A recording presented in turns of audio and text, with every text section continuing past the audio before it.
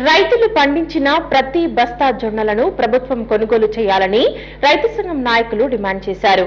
నంద్యాల జొన్న కొనుగోలు కేంద్రం వద్ద భారీగా వాహనాలు నిలిచిపోవడంతో రైతులు ఇబ్బందులు ఎదుర్కొంటున్నారు.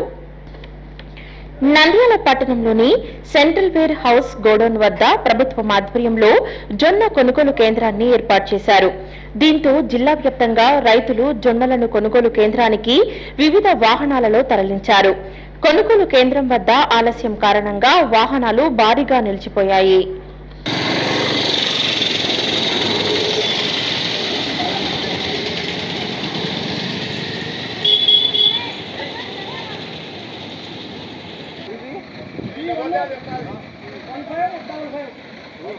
జీపీఎస్ ట్రాక్ సీట్ లేని వాహనాల జొన్నలను కొనుగోలు చేయకపోవడంతో రైతులు ఆగ్రహం వ్యక్తం చేస్తున్నారు. ఎలాంటి షరతులు లేకుండా రైతుల వద్ద నుంచి జొన్నలను ప్రభుత్వం కొనుగోలు చేయాలని రైతు సంఘం నాయకులు డిమాండ్ చేస్తున్నారు.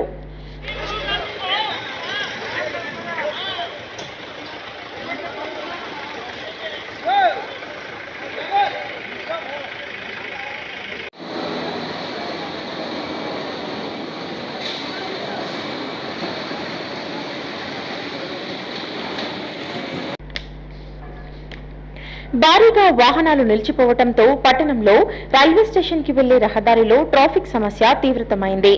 జొన్నలను కొనుగోలు కేంద్రానికి తెచ్చిన రైతులు మౌలిక వసతులు లేక ఇబ్బందులు ఎదుర్కొంటున్నారు. కొనుగోలు కేంద్రం వద్ద మంచినీటి సౌకర్యం ఏర్పాటు చేయకపోవడంతో రైతులు ఆందోళన వ్యక్తం చేస్తున్నారు. గత 2 రోజుల క్రితం నుండి ట్రక్ షీట్ రాసినటువంటి ప్రకారం సీరియల్ నంబర్ ప్రకారం రైతుల బండ్లు పంపకుండా కేవలం రాజకీయ ఒత్తిడిలకు భయపడి 400 ఉన్న 300 జరుగుతున్నటువంటి ట్రక్ షీట్ నెంబర్లను కాదని చెప్పి వెనకస్థంగా ఉన్నటువంటి 500, 600 ట్రక్ షీట్ నెంబర్ల వాళ్లకు ముందస్తు అవకాశం ఇచ్చారు. కారణం ఏంటంటే ఈ జిల్లాలో 54,000 ఎకరాల్లో పంట సాగైతే 1,00,000 మెట్రిక్ టన్నుల వరకు జొన్నలు ఉత్పత్తి అవుతాయి. కాబట్టి ఈ పంట మొత్తం ప్రభుత్వం కొనుగోలు చేయకుండా కేవలం 20-30 మెట్రిక్ టన్నులు అని చెప్పేసి తర్వాత 28,500 మేము కొంటామని చెప్పడంతో రైతుల్లో భయం ముట్టుకున్నది. మావి అమ్మడు అని చెప్పేసి అనుమానంతో అందరూ కూడా ఈరోజు వేర్ హౌస్ దగ్గరికి ఎత్తుకొచ్చిన తర్వాత మీకు ట్రక్ షీట్ లేవనేటువంటి నెపంతో ఈరోజు ఎండికి పోమంటున్నారు. ఇది చాలా అన్యాయం. గత 3-4 రోజుల క్రితం నుంచి రైతులందరూ కూడా సొంత వెహికల్లు, బాడీ వెహికల్లు తెచ్చుకొని ఈరోజు బాడీగా కట్టుకుని రోడ్లపైన కాపలాగా వస్తున్నారు. జొన్నలు విక్రయించడంలో రాజకీయ జోక్యం ఉండరాదని రైతు సంఘం నాయకులు డిమాండ్ చేశారు. వ్యవసాయ శాఖ అధికారుల లెక్కల ప్రకారం జిల్లా వ్యాప్తంగా 54 ఎకరాలలో జొన్న పంట సాగు చేశారు. 1,00,000 మెట్రిక్ టన్నుల పైగా దిగుబడి వచ్చినట్లు అధికారులు అంచనా వేశారు. ప్రభుత్వం 1 ఎకరాకు 20 క్వింటాలు మాత్రమే కొనుగోలు చేస్తామని, 5 ఎకరాలలోపు రైతులవే కొనుగోలు చేస్తామని చెప్పటం రైతులకు ఇబ్బందిగా మారింది. వివిధ ప్రాంతాల నుంచి పెద్ద సంఖ్యలో రైతులు కేంద్రానికి తరలించారు. ఆంధ్రప్రదేశ్ రైతు సంఘం ఆధ్వర్యంలో ఆందోళన, నిరసన వ్యక్తం చేశారు.